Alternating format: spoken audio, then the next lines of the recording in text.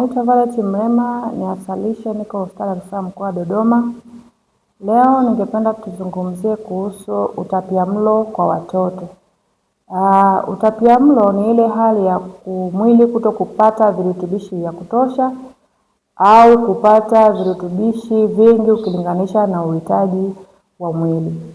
Mara nyingi watoto wanapata utapiamlo hasa wanapopata virutubishi vichache ukilinganisha na uhitaji wa mwili wao kwa kiwango unachohitaji. Lakini pia kwa sasa kumekuwa na ongezeko la watoto ambao wanapata utapiamlo ambapo unakuta virutubishi wanavyovipata katika ulaji wa chakula ni vingi ukilinganisha na uhitaji wa mwili, ndio maana wanapata utapiamlo ambao ni uzito mkubwa ama tunasema ni kiriba tumbo. Lakini kwa wale ambao wanapata virutubishi vichache ukilinganisha na mahitaji yao, ni hao unakuta ambao mwili wao umepata ukondefu au wamepata upungufu wa virutubishi vinavyopelekea mwili kujaa maji, tunasema nutritional edema. Na changamoto kubwa hasa inayopelekea hawa ambao wanapata virutubishi kwa kiasi kidogo ukilinganisha na mahitaji ya mwili wao ni kwanza ni elimu. Kuna upungufu wa elimu. Mlezi au mzazi anashindwa kuwa na uwezo wa kutambua nini muandalie chakula chenye mchanganyiko wa aina gani ya chakula ambacho kitamjenga mtoto na kupata virutubishi vya kutosha. Hasa kwa mtoto ambaye tunategemea amenyonya maziwa mama pekee kwa muda wa miezi 6, anatakiwa aanzishiwe chakula cha ziada, kwa maana uji mchanganyiko. Unakuta wazazi wengi pale wanapotakiwa kuanza kuandaa chakula wanakuta wanachanganya chakula cha aina moja, anamwekea nafaka nyingi, wanashindwa kuweza kupata mchanganyiko ambao unaweza ukakizi vile virutubishi na kumpatia vyakula vya kumjengea mwili kwa kiwango kidogo. Hospitali ya Rufaa mkoa wa Dodoma inatoa matibabu kwa watoto wenye utapiamlo wa virutubishi ambavyo vimepungua, lakini pia kwa wale ambao wenye uzito mkubwa virutubishi vimezidi. Huduma hizi zipo kwa watoto wote kwa muda wa masaa yote ya kazi kila siku. Huduma bora ni kipaumbele chetu. Sisi ni ndugu na rafiki namba 1 wa mgonjwa. Karibu tukuhudumie.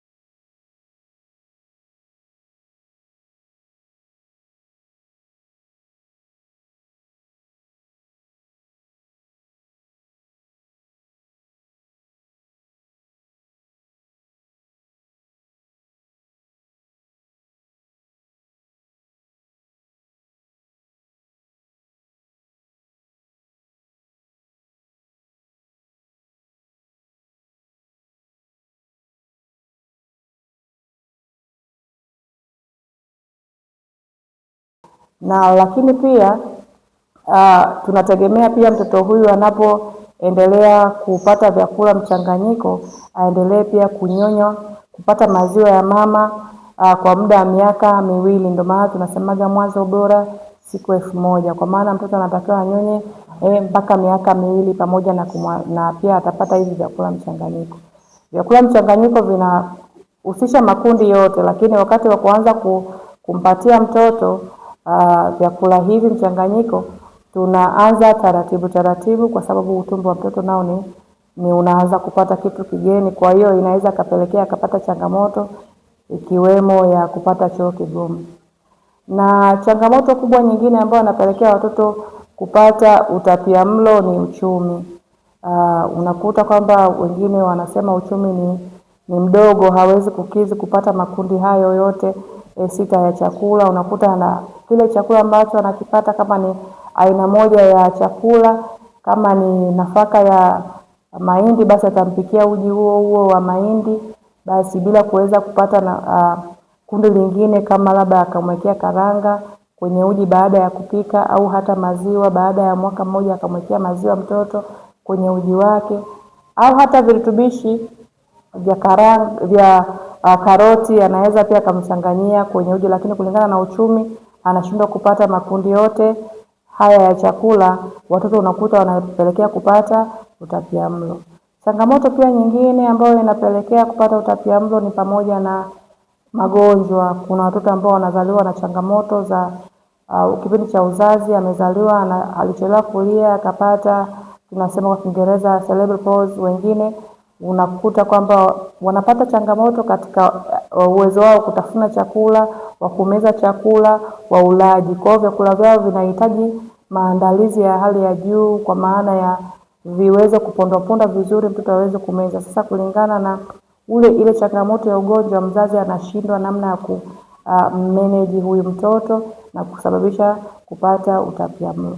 Lakini pia kwa watoto wale ambao wanapata utapiamlo mkuu, tunasema uzito uliopitiliza, unakuta watoto wanapata makundi, lakini yale makundi wanayopata yanazidi uwezo wa mwili kwa mahitaji yao, kwa sababu wanakula virutubishi ndio vya kutosha, lakini mwili haujishughulishi. Watoto wanakaa kwenye TV muda mwingi, wanaangalia katuni, kwa unakuta kwamba virutubishi vile vimeingia kwenye mwili wake kwa kiasi kikubwa, vingine vimehifadhiwa na kusababisha changamoto ya uzito mkubwa.